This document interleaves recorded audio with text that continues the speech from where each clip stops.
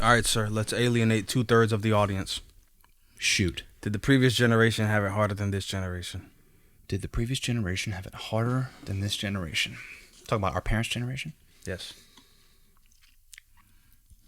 Tell them. Look right to the camera and tell them the answer.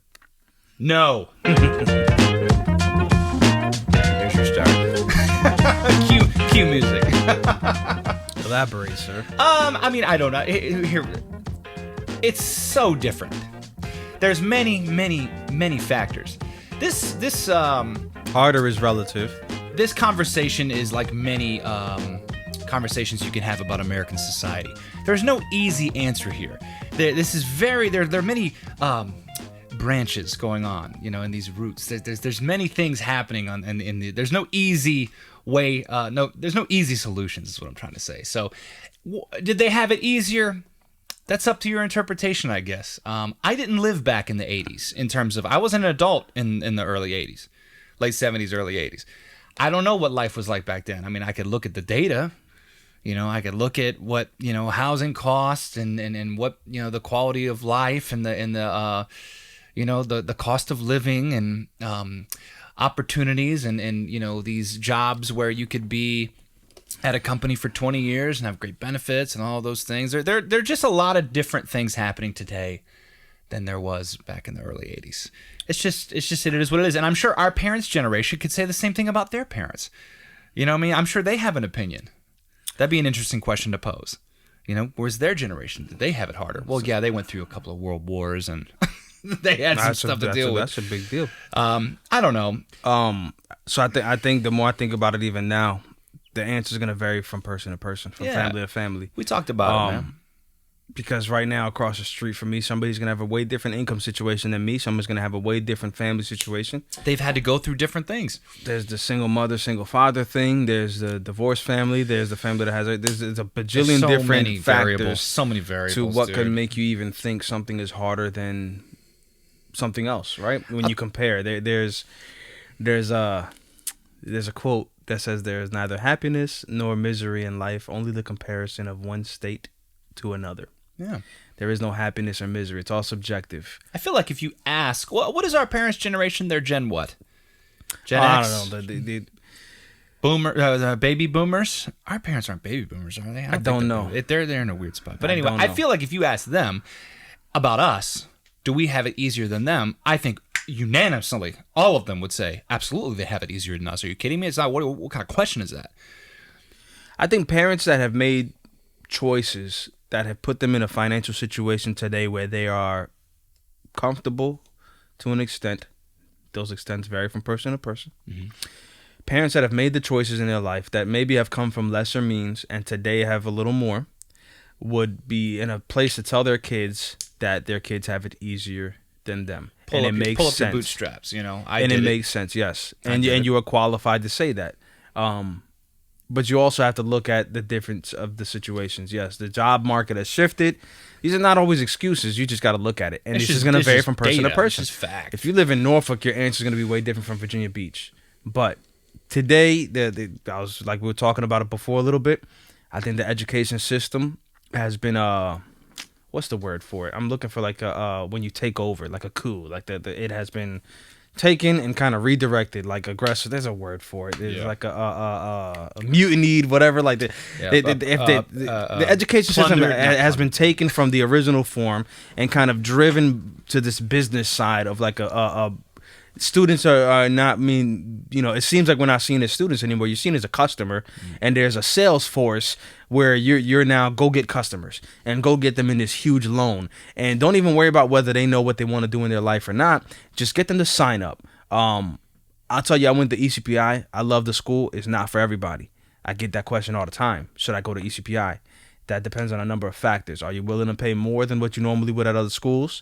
And how important is it for you to finish school that fast? I finished 6 years of school, 6 years of school, I forgot what it was, in about 2 years. And it rocked me, but I made it work. That's not for everybody. I did it because I felt like I was behind the 8 ball, because I had goals, whether they were misplaced or not. I had goals that I wanted things done by 30. And I got a slow start because I fooled around in my 20s and did nothing. And then around 28, I was like, oh man, I gotta hurry up. That's right around the corner. Don't know why. I just, in my mind, 30 was a big deal, and I needed it done by 30. Don't know where that came from. So ECPI is not for everybody. Think about it. It's a great school, but you got to take it dead serious because you are doing 5-hour classes every night, and the workload is wild. What takes 9 months for most people, they get it done in about a month. That's crazy. And it's great teachers there and stuff. It's a great program if you need that kind of speed. It ain't for everybody. If you don't, stay away. I say all that to say that when I signed up for that school, though, there was a lot of pressure from the staff in the beginning to say, I need 5 people that you could recommend to go to this school. And I was like, I'd rather not provide. No, I need that. So really? I'd rather not. No, I need that. For you to sign up, you have to provide 5 names. You have to. I'm like, well, I don't. 5 names for what exactly? What they ended up doing was they ended up badgering those people and calling them nonstop and saying, have you thought about going to school? Have you thought about ECPI? Have you thought about your education? Nonstop bad. And I'd get phone calls from my friends saying, hey, why is ECPI blowing up my phone, leaving me messages nonstop all hours of the day?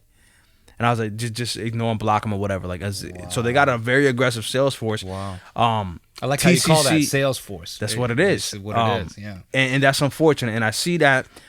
We've talked about it before. We might have mentioned it on one of the podcast episodes earlier. You know, at least my opinion of how I don't agree with necessarily telling a kid that's in high school, thou shalt go to college, and you need to be working on your college, your applications. Mm-hmm. You need to be signing up for your scholarships. Get that SAT score. You know, practice tests going. Those things are important.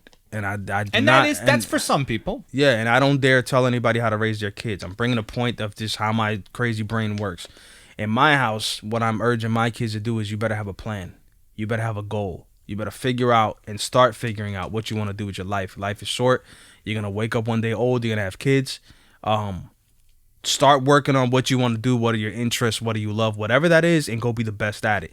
I don't necessarily care if you want to be a hairdresser. I don't care if you want to be some kind of painter or whatever. I need to see you applying yourself. If you want to be a hairdresser, not that that's what I've heard in my house, but if you wanted to, as an example, I need to see you learning about that. Get with your resources you have now. Get on YouTube, start learning, start practicing. So by the time you're out of high school, you're moving towards what you kind of need to do. And go. People don't want to work for free. Go do some free work. Go reach out to people. Can I go over there, and just watch? Can I help sweep up around the place and just learn a little bit? Go do those things before you immediately tell a kid you haven't figured out your life, but here's a $50,000 loan. Don't worry about it. I wonder what the percentage is of like kids that go to college that they just have no clue what they want to do.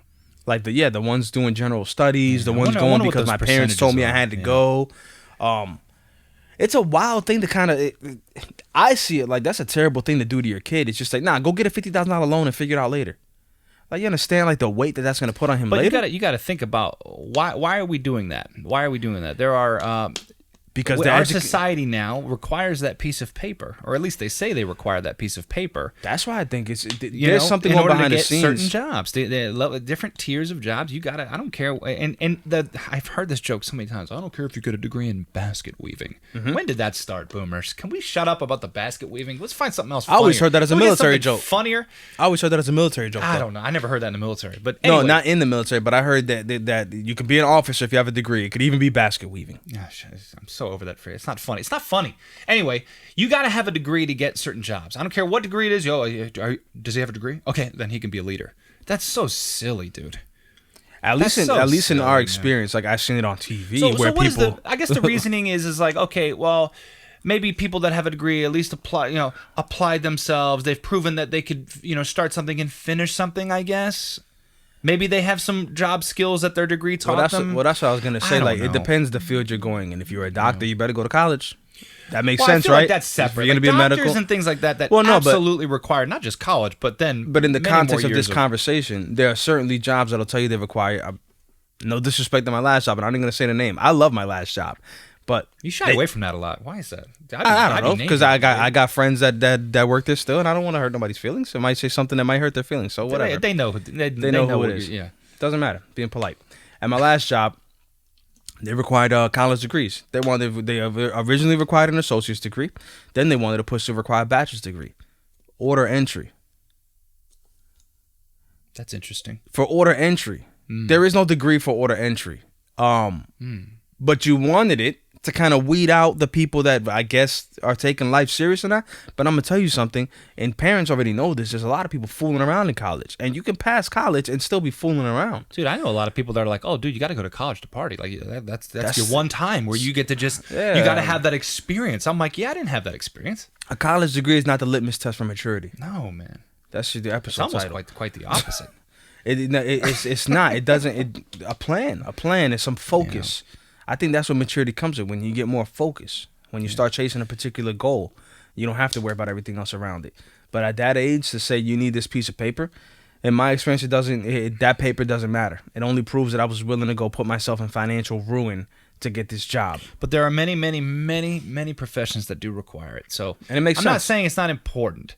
I just think, like many things in this country, we need to take a hard look at some things and go, what's really going on here? Do we need certain things? Could we maybe look at some things and maybe shuffle some things around or shake it up a little bit and maybe look at what's going on? That might have been the case back then, but like now I feel like society is just it's very different, man. My conspiracy theory is that there's backdoor conversations between colleges and large corporations where there's money being exchanged back and forth, where it's like, require them to need this sheet of paper and we'll fund your next, the wing on your hallway or whatever, like at your campus. Like it just makes no sense to me, because there are partnerships between schools and job markets, and it helps, because it's good when a school can say, hey, I'm gonna set you up with a job over here, or at least with an interview, or I set you up with a job fair with these particular jobs. But I'm like, how far do those conversations go? Like, when do you start, like, to get in here, you need this degree from one of these universities and stuff like that? Like, is that what's happening? Because I just don't get how the fees have gotten so high. And maybe somebody that, I don't know any college professors, at least today, but maybe somebody can explain from their positions, like, well, let me explain to you how the costs have gone up. Maybe it makes sense. Don't make sense to me. Doesn't make sense to pay as much as you would for a house or your salary to go in debt to get a job, to possibly go get a job. I don't understand it. We wouldn't do it with the housing market. You wouldn't give a kid a loan for a car. And that's the thing that bugs me. I like consistency. You would not allow a kid to go get a loan for a $20,000 car without a job. But we have no issue giving a kid a loan of $50,000 for college. And those loans you can't claim bankruptcy on. There's no restructuring. There's no negotiating there on the interest rate. Yeah, I never did that. You for can't. Those reasons. Oh, this scared me. Yeah, no way, man. Joined the Marine Corps. I eventually got an associate's degree from Tidewater Community College, but much cheaper, and the Marine Corps paid for it. Mm-hmm. You know what I mean? If I were to do it all over again, I'd do the same thing. I don't. You know what I mean? I feel like I didn't miss too much. Speaking of pulling yourself up by your bootstraps, because you just reminded me about TCC. There's options. He went to the Marine Corps. I was working at Chick-fil-A at the restaurant, and I was paying for TCC cash. It's more feasible. It's definitely a lot cheaper. I wanted it, and I just did it. A lot cheaper. So no, there's no, at least in this area, there's not a lot of excuses to I can't do this, I can't do that. You can, you just choose to do other things instead. You start looking at the reality. If you start counting each dollar that's gone in and come out, did you apply yourself and laser focus on one thing, or did you get sidetracked and do other things and then say, all right, now when I wanted to come back to do this, I didn't have it. Those are things you got to look at. You could do it. And I say it from a motivational side, just focus. Let's go. Let's do it. We're going to do it. For all you kids. We talked about before the show, I saw an infographic on Data is Beautiful subreddit. Check out Reddit. Highly recommend it. Data is Beautiful, where it said, they look back on all the information. It's public knowledge that if minimum wage went up with inflation from I think it was 1952 or something like that to today, it'd be $28 an hour. What could you get today? Could you live a very comfortable life at $28 an hour? Mm-hmm. A very comfortable life, I feel. I don't make $28 an hour now, and I have a home. That's what I'm saying. That's nuts. Can you imagine? So it's you got to think about, and just to circle back to what we talked about, that our generation have it harder. I don't know if harder is the right word. I don't know if easier is the right word. It's just different. It's just different. Our generations are very different. Opportunities are different. Challenges are different. I feel like our parents' generations would say we hardly have any challenges nowadays, and I think that's very incorrect. I know that every generation has its challenges, and you gotta learn how to adapt and make it work. Well, the challenges are different. The challenges is going to be subjective, and it has to do with this. Yeah. because what you consider a challenge and what I consider a challenge is going to be varying answers. Very different. Yeah.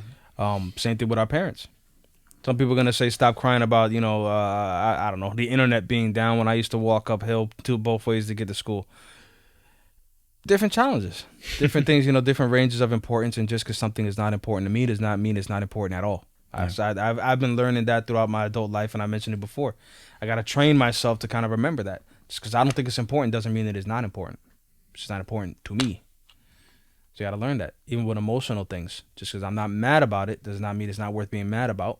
It's just I'm not mad about it. Yeah. And you can't fault somebody else either for being mad about it. Just like the inverse. The person that is mad about a situation cannot get mad that we all process emotions differently. You can't get mad because you're not meeting my emotional level and reaction. I am still an infant when it comes to that, man. I have so much work to do on that front.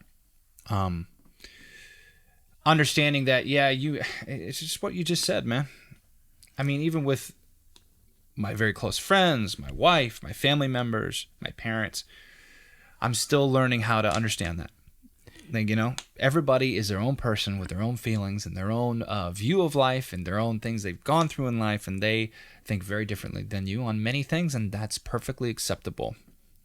Yeah, no, and I don't pretend I have it necessarily figured out or that I'm there yet. You can't be a dick. Saying these are the things I'm working on. These are the things I've identified that I think the more and more I think about it, the more and more I live with other people and understand the emotions and stuff like that. I'm like, we all process it differently, and if somebody wasn't, outwardly, there's introverts, extroverts.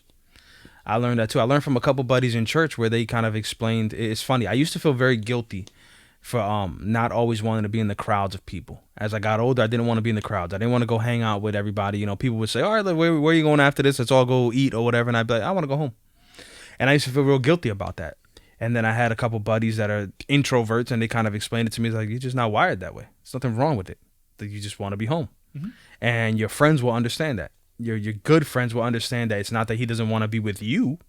He's just very content in his own company. Mm-hmm. He's just very comfortable being alone. And people revert to their comfort zones. Especially when I'm at home, I got a house to be alone. Like, I got friends like, what? I got a house to be partying all the time. I got a house to be alone from everyone. Like, I want to close that door and fall asleep on the couch. That's what I want to do. Yeah. That's why I worry about going home. Like, whenever we're busy, I'm like, I can't go home. Because once I touch that couch, I'm done. It's over. It's I can fall asleep at any second. and my good friends will understand that too. It's like, you can call me at 7 o'clock and I might be asleep on the couch. I'm not ignoring people. Yeah. I've had people like that recently got into my life and were like, yo, like you ignored me. You I don't know how you did. You ghosted me last night. I'm like, I was asleep from like 7. I woke up at 11. Yeah. Played a couple rounds at 11 o'clock at night, went back to sleep at 12 in the morning. I'm not ghosting anybody. It's just I missed your call at 7, and I don't call people at 11 o'clock. I don't call people past 9 unless it's like an emergency. Yeah. That's it's fine. Like, so yeah, you might have called me at 7. I didn't go. It's like, I'm just an introvert person that loves the house. I love being around the family. I don't need to do anything. Mm-hmm. It gets me in trouble at home sometimes because my wife likes more exciting things sometimes. She wants to go out and stuff, and then we go out. We go do things. Sure. But sometimes it's like, nah, you'd rather, stay here and just chill. Enjoy the presence of people. That 68-degree cool AC going, I guess I'm simple that way. Yeah, I've evolved in my old age. I used to be and I'm still very much an extrovert, of course. But the older I get, the more I want to be alone. Not alone, but like those kinds of things don't excite me as much anymore. I heard it said that the older you get, the more you want quality over quantity. Yeah, no, for sure. That's all it is. For sure. You start moving away from that. Because when you're younger, I think I'm much different than when I was younger. When I was younger, it was really important to me to be liked by a lot of people, to have the mass number of friends, to go everywhere, and people know me. That was like important. Somewhere down the line, maybe 25, because I feel like it was kind of late. Mm-hmm. Like mid-20s. I was just like, nah, I don't need any of you. I don't need anybody. Yeah, no, I mean, my 20s were warped a little bit because of my time in the Marine Corps, where it's kind of like it's like you're just rooming with a bunch of dudes. You know what I mean? It's like you don't really care about being liked or anything like that. But I get what you're saying. I think a lot of young people feel that way. That's yeah, a real I could care adult less, experience, dude. though. Yeah. Going to the military is a very adult experience. You are forced to become a young man at that point. Life kind of got a funny way to, like, if you don't experience some of that, if you don't experience some of that forced responsibility, that you will do this at this hour and you will do it this way and you have no opinion, you're just gonna do it. If you don't have that structure, some people need that, and some people lose their 20s and even their 30s because they never got that structure for whatever reason, or it never clicked. Maybe they were. I want to be fair to people's parents, because some people's parents do everything they can to give that structure, and the kids just don't. I don't know what it is. I will say this. I always had a theory, and I still believe this, that, it's just from my limited experience, from what I've experienced through my lens. You join the military, and you kind of, in many ways, at least my opinion, was you stay that age. You know what I mean? So, like, I'll see these guys that are in their late 30s and, like, they're still kind of acting like they were when they were 18, 19, 20 years old. I feel like you kind of get stuck in this time warp. It's weird. It's hard to explain. Because in the military, again, just my experience. I was never deployed. I had a very cushy job, all that stuff. We traveled a lot. But anyway, you get all this money for housing. You never have to worry about housing. You get all this money for food. You never have to worry about food. You get all these great benefits, which is wonderful. And you travel and you kind of live this lavish lifestyle. Not lavish. I'm not saying being in the military is lavish. But there were things when I got out of the Marine Corps where it was like, you got to start worrying about different stuff. And a lot of these, a lot of my peers that I'm still in contact with, I see them living those wonderful lives, and I'm like, we'll see how we're doing here when we get out. But then they got retirement, and it kind of keeps moving on. But anyway, you just don't experience a lot of things. And I didn't really come prepared to talk about this. I'll think about it for next week. Some things that you don't really have to think about. You're not really paycheck to paycheck in the military ever. You're not. You're just not. You don't ever have that. You're never put into that mindset of, oh man. That depends. It's your mindset, right? Like, they set you up for success. They do. They were people that will go out of their way to ruin their lives. Yeah, I mean, that's anybody. Which is weird. But yeah, no, the military is funny that way. Because I got a lot of military friends. It's like, I see them and I'm you got everything taken care of. Yeah, you're still struggling. You're still dramatic. You're still like going on with you. It's like, what? Like, I don't. Some people choose to spend their money different ways. Some spend their time different ways. The civilian world and the military world are just so different. It's just so different, man. It's so different. So you had it harder than me? No, not harder. It's just very different. No, I'd say way easier. Maybe. No, for real. Maybe. Like, that's what I'm trying to say. Way easier. You can't just all of a sudden get fired one day. Yeah, that's true. That's true. You just all of a sudden you just can't get fired. You really got to fuck up to get fired in the military. Really. Well, several times too, right? And really, I think of it. A lot of people instances. People like to switch, turn this upside down, where it's like this is difficult, where everything is told what time you got to be up. That's easy. You don't have to do any of that on your own. You don't have to plan. You don't have to schedule. You don't have to think forward progress. You got to.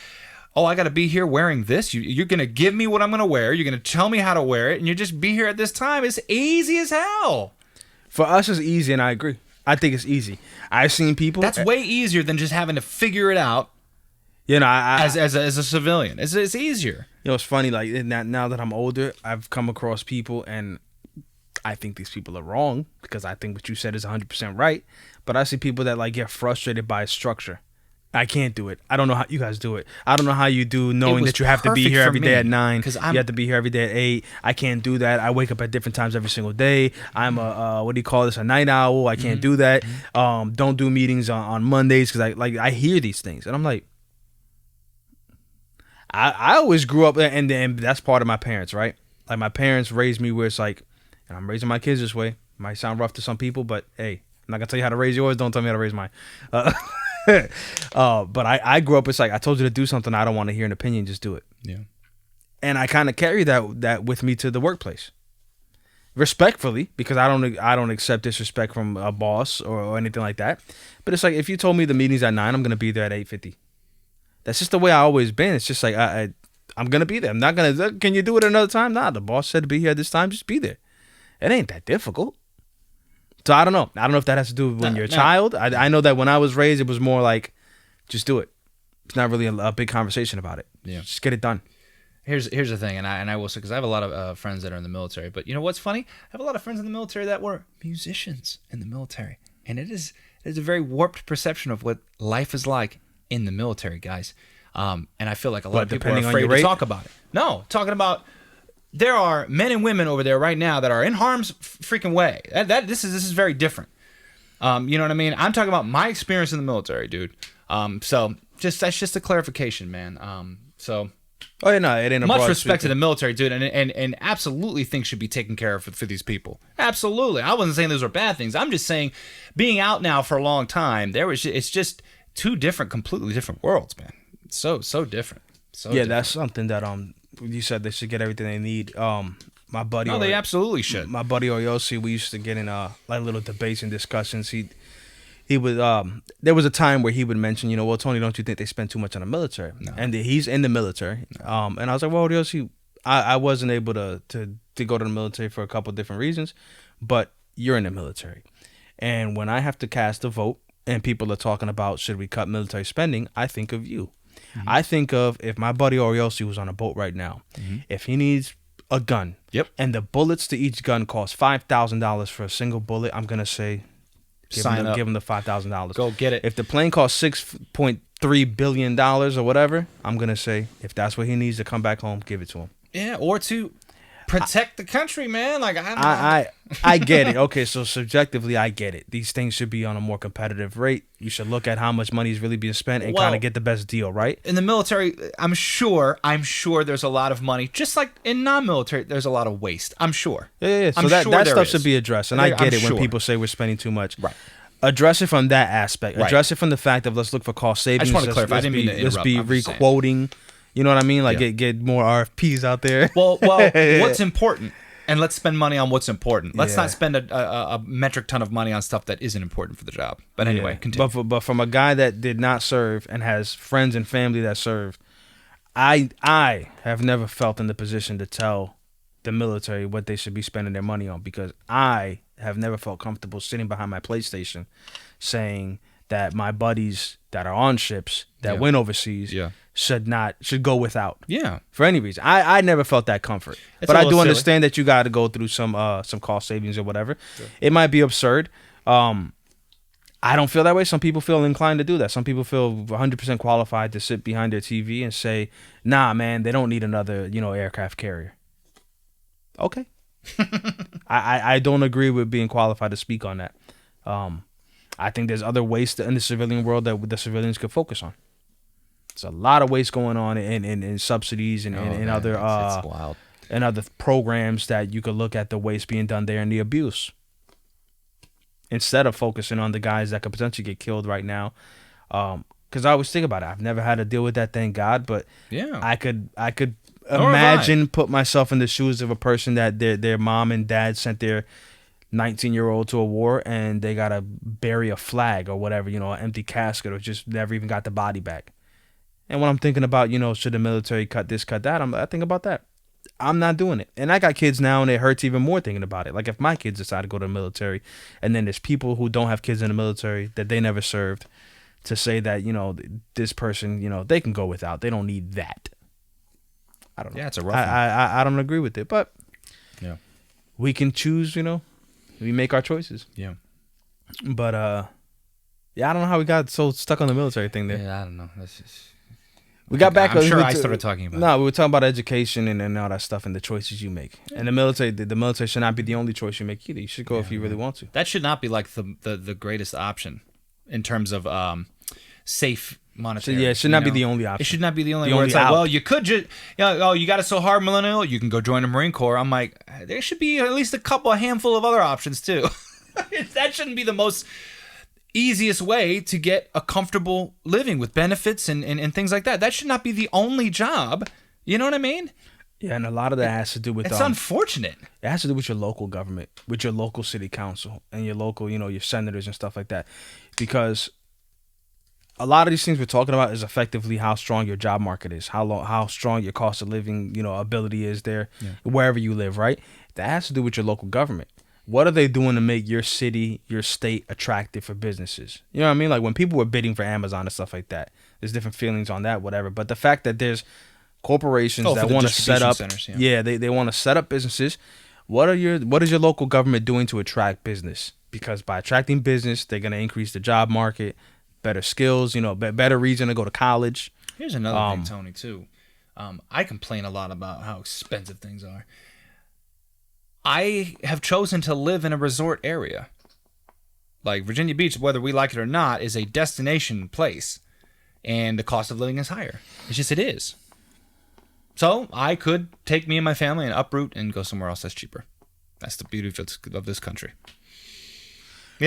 Well, that's a very, very difficult thing. Of course it is. For some people, it's I don't like using impossible. For some people, it's very, very difficult. The cost of going to find a job in another area, starting over, is very difficult. It's very difficult. You will require help. Mm-hmm. You will require help because I don't see a situation where if you have very low means, I don't see that as a possibility with no help. Yeah. You would have to go move in with a cousin that lives, let's say you got a cool job in California. That's going to change your life. You're still going to have to kind of find a way to go move in with somebody or something like. You're barely making enough to live here. No, let's go find an apartment and now pay for two. Well, no, I'm talking about moving somewhere with a lower cost of living, like say. No, for sure, but I mean, like if you're already if you're already barely making ends meet here, even to move to that lower spot, you're still gonna need more income. You're still gonna be able, expensive to move. And that transition phase, even doing it yourself is very expensive. No, it's tough. It's tough. So yeah, there's options. Those that can will, and those that cannot will make excuses. Yeah. Anyway, very heavy episode, man. No, I think it's what's funny?